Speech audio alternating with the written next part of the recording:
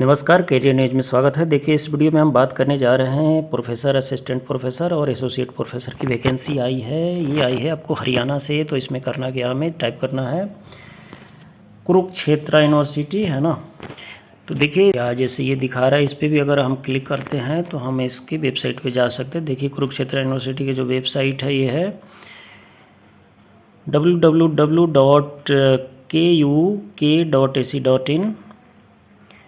तो उसके बाद आप इस पर क्लिक करेंगे तो यहाँ आ जाएंगे। तो देखिए यहाँ लास्ट में दिखा रहा है ये जो टैब दिए गए हैं, है ना, अबाउट अस से लेकर लास्ट में जॉब एंड कैरियर का टैब है। तो इस पर अगर आप क्लिक करेंगे तो यहाँ जॉब एंड कैरियर पे आ जाना है। और इसके बाद देखिए 12/10/2022 की नोटिफिकेशन है, bulletin of information for recruitment to various teaching position, है ना।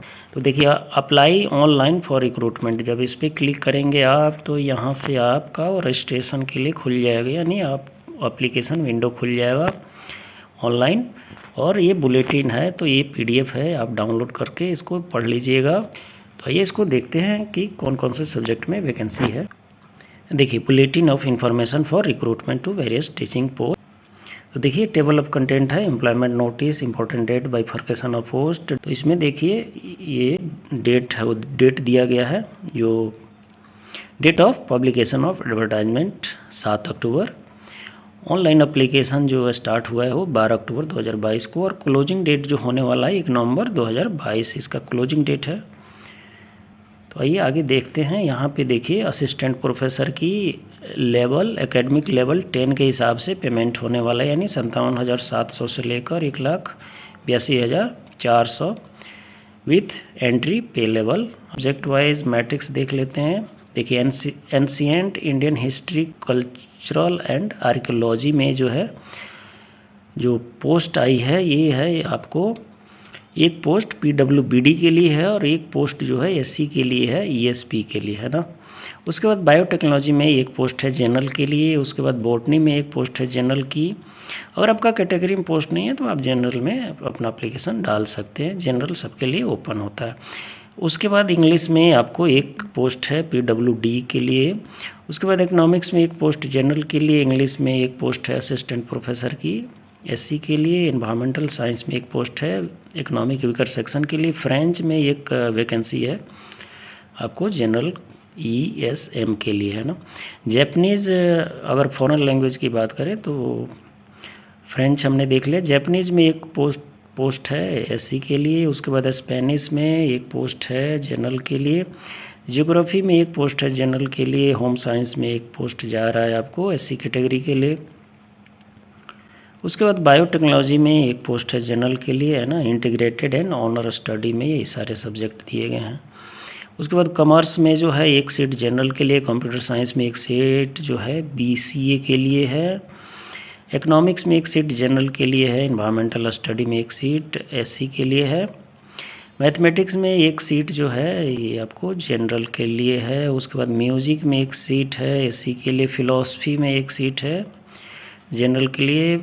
फिजिकल एजुकेशन में एक सीट है जनरल के लिए। साइकोलॉजी में एक सीट है वीकर सेक्शन के लिए। और फिर उसके बाद संस्कृत में एक सीट है आपको इकोनॉमिक वीकर सेक्शन के लिए। लॉ में एक सीट एससी के लिए है और 3 जनरल के लिए है।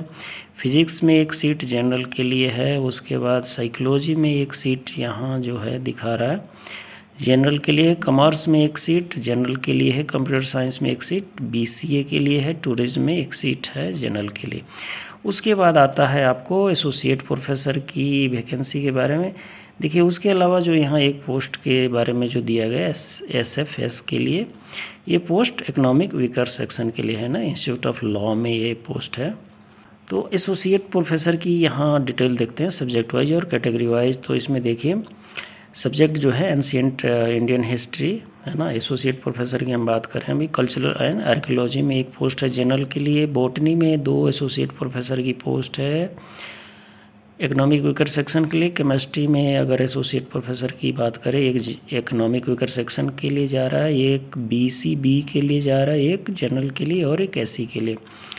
वैसे ही कॉमर्स में 2 सीटें हैं दो नहीं, कॉमर्स में 2 सीटें एससी को जा रहा है, 1 सीट जनरल को, और एक वैकेंसी जो है जनरल की है। कंप्यूटर साइंस और एप्लीकेशन में 2 जनरल की सीटें हैं एसोसिएट प्रोफेसर की। इकोनॉमिक्स में 1 सीट है, उसके बाद फिर इकोनॉमिक्स में 1 जनरल के लिए सीट है ना।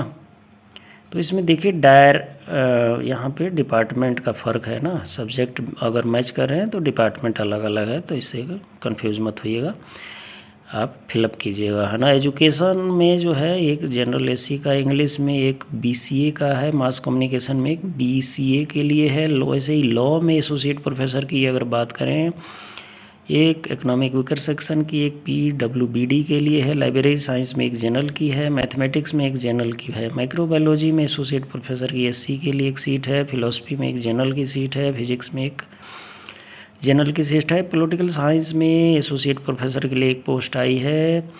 उसके बाद पब्लिक एडमिनिस्ट्रेशन में एक पोस्ट है जनरल के लिए। संस्कृत में एक पोस्ट है जनरल के लिए। उसके बाद फिर डिपार्टमेंट अलग हो जाता है, संस्कृत में एक पोस्ट और है जनरल के लिए, बीसीए के लिए। उसके बाद सोशल वर्क में एक सीट है एससी के लिए। टूरिज्म में एक जनरल के लिए सीट है। मैनेजमेंट में एक सीट जो है जनरल के लिए है। जूलॉजी में एक सीट आपको बीसीए के लिए है। तो ये टोटल एसोसिएट प्रोफेसर की 33 वैकेंसी है। उसके बाद अब हम देखते हैं प्रोफेसर की वैकेंसी, है ना। तो प्रोफेसर में देखिए, इसमें बायोकेमिस्ट्री में 1 सीट है वीकर सेक्शन के लिए। कॉमर्स में 1 सीट है आपको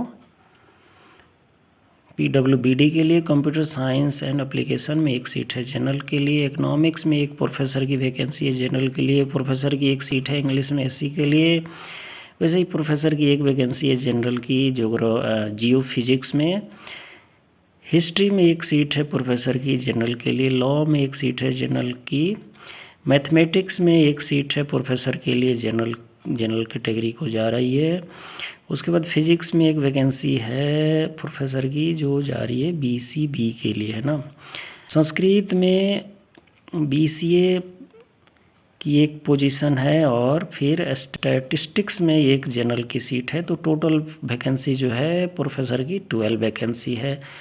तो इसको पढ़ लीजिएगा, इसमें सारे डिटेल दिए गए हैं, है ना। क्वालिफ़िकेशन जो होने वाली असिस्टेंट प्रोफेसर की, नेट स्लैट मिनिमम क्वालिफ़िकेशन होगा, और फिर उसके बाद जो है आपको जो लोग 2009 के रेगुलेशन के हिसाब से पीएचडी करा है उनको नेट स्लैट में एग्जाम्पशंस है। तो मिलते हैं अगली वीडियो में। Thank you.